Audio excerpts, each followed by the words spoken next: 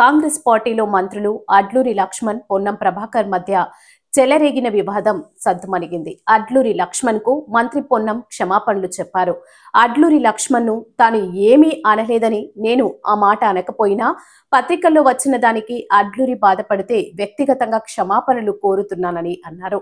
Congress party నాకు ఆ సంస్కృతి నేర్పలేదన్నారు. మంత్రి అడ్లూరికి నాకు పార్టీ సంక్షేమం తప్ప మరో ఉద్దేశం లేదన్నారు. కాగా ఇరువురు మంత్రుల మధ్య వివాదం నేపథ్యంలో ఇవాళ టీపీసీసీ చీఫ్ మహేష్ కుమార్ గౌడ్ తన నివాసంలో బ్రేక్ఫాస్ట్ మీటింగ్ నిర్వహించారు. ఈ సమావేశానికి మంత్రి పొన్నం, అడ్లూరి ఇద్దరు హాజరయ్యారు. ఈ సందర్భంగా ఇద్దరు మంత్రుల మధ్య టీపీసీసీ చీఫ్ సయోధ్య కుదిర్చారు. అనంతరం ఈ ముగ్గురు కలిసి మీడియా సమావేశం నిర్వహించారు.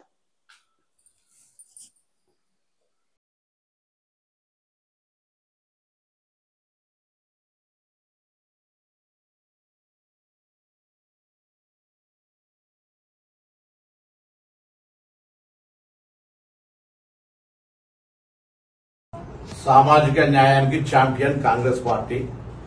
ఆ కాంగ్రెస్ పార్టీలో పుట్టి పెరిగిన వ్యక్తిగా నేను గాని, గౌరవ మంత్రి లక్ష్మణ్ కుమార్ గారు గాని ఎటువంటి దురుద్దేశాలు, మాకు పార్టీకి సంక్షేమం తప్ప ఇంకొకటి లేదు.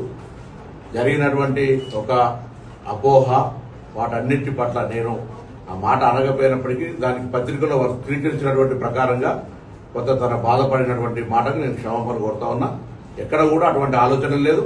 నాకు అటువంటి ఆ ఒరవడిలో నేను పెరగలేదు.